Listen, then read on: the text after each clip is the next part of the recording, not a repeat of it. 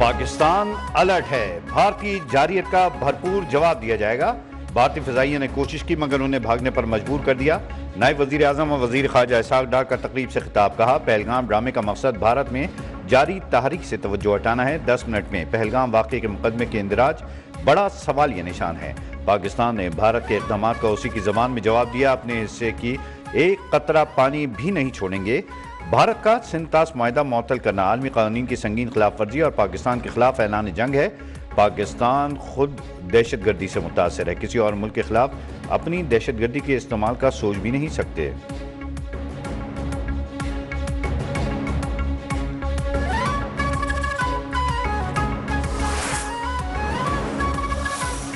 بھارت کی ریاستی دہشت گردی اور جارحیت بے نقاب کرنے کا مشن، پاکستان کی درخواست پر اقوام متحدہ کی سلامتی کونسل کا ہنگامی اجلاس آج ہوگا۔ پاکستان اقوام عالم کو بھارت کی اشتعال انگیزی اور خطے میں امن کے لاحق خطرات سے آگاہ کرے گا۔ اقوام متحدہ میں پاکستان کے مستقل مندوب عاصم افتخار بھارتی جارحیت پر بریفنگ دیں گے۔ انہوں نے کہا کہ اپیلیں جب سسٹم میں آتی ہیں تو ان کا اثر عالمی نظام پر پڑتا ہے۔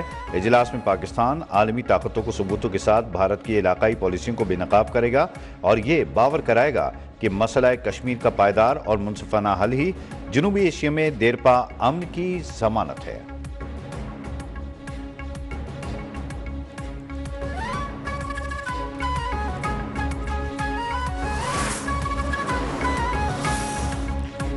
صدر مملکت آصف علی زرداری سے پاکستان میں چین کے سفیر کی ملاقات، دو طرفہ اہمیت کے امور، پہلگام واقعے کے بعد پاکستان اور بھارت کے حالیہ صورتحال پر گفتگو۔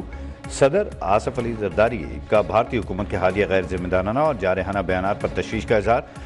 چانگ زئی ڈونگ نے چین اور پاکستان کے درمیان پائیدار اور آزمودہ دوستی کا اعادہ کیا، کہا دونوں ممالک آہنی برادر ہیں، ہمیشہ مشکل وقت میں ایک دوسرے کا ساتھ دیا ہے۔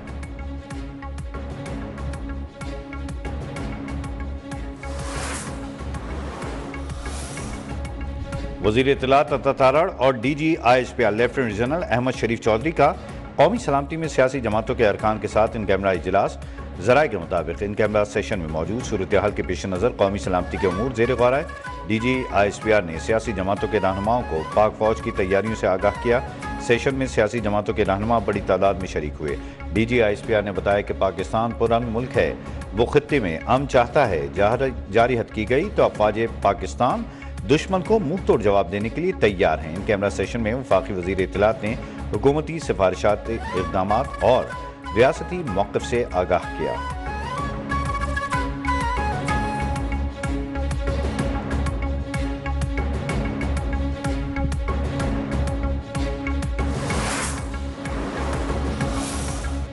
وفاقی وزیر اطلاعات عطا تارڑ کا بین الاقوامی و مقامی میڈیا کے ہمراہ لائن آف کنٹرول کا دورہ۔ وزارت اطلاعات نے مقامی اور عالمی میڈیا سے نمائندگان کے دورے میں سہولت فراہم کی۔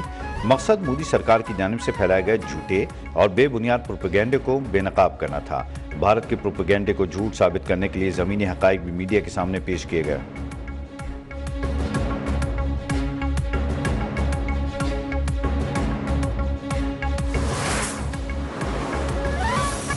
پاکستان تحریک انصاف کا ملکی سلامتی کی موجودہ صورتحال پر بریفنگ میں شرکت سے انکار۔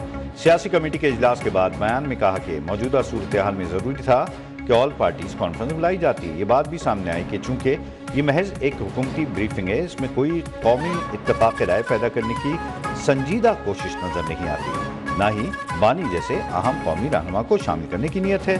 اس لیے ہم سمجھتے ہیں کہ اس بریفنگ میں تحریک انصاف کی شرکت ضروری نہیں۔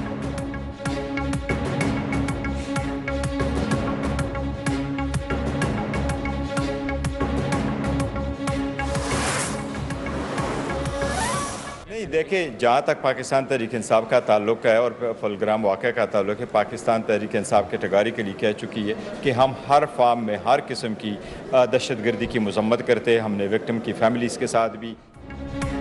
Chairman P T I barrister Gohar کا کہنا ہے دہشت گردی کے ہر واقعے کی مذمت کرتے ہیں، اختلافات اپنی جگہ، لیکن بھارتی جارحیت کے خلاف ہم سب متحد ہیں۔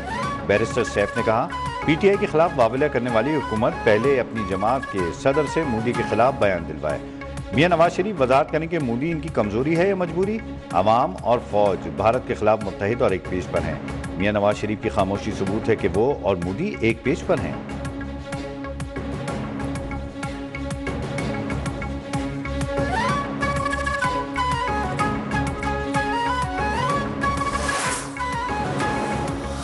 فوجی عدالتوں میں سویلین کا ٹرائل، انٹر کورٹ اپیلوں پر سماعت حتمی مرحلے میں داخل، جسٹس امین الدین خان کی سربراہی میں 7 رکنی آئینی بینچ میں سماعت، تمام فریقین کے وکلاء کے دلائل مکمل ہو چکے، اٹارنی جنرل پاکستان منصور عثمان اعوان دلائل جاری رکھیں گے۔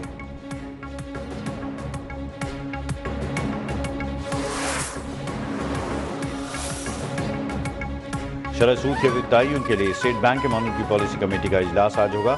اس وقت شرح سود 12% ہے۔ کاروباری طبقے اور تجزیہ کاروں کو شرح سود میں کمی کی توقع۔ پاک بھارت کشیدگی، IMF اجلاس اور تجارتی خسارے کی بنیاد پر شرح سود برقرار رکھنے کا امکان ہے۔ 1 سال میں شرح سود 10% کم ہوئی۔ معاشی ماہرین کے مطابق شرح سود آدھی یا 1% کم کی جا سکتی ہے۔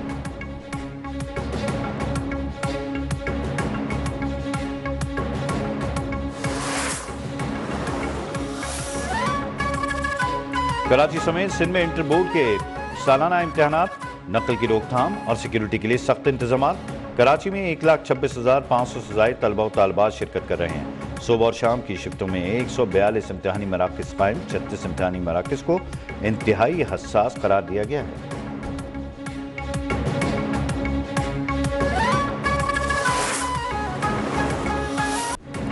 رواں ماہ سے جولائی کے دوران معمول کے مطابق بارش کا امکان، ملک کے وسطی سے جنوبی حصوں میں معمول سے زیادہ بارشیں متوقع۔ محکمہ موسمیات کے مطابق شمال مشرقی پنجاب میں سب سے زیادہ، خیبر پختونخوا، گلگت بلتستان اور کشمیر میں معمول سے کم بارشیں ہو سکتی ہیں۔ کراچی میں آج سے بادل برسیں گے۔ تھرپار کر عمرکوٹ میں آندھی اور درمیانی برسات ہوگی۔ ٹھٹہ بنین، میرپور خاص، حیدرآباد، سانگڑ میں بارش متوقع ہے۔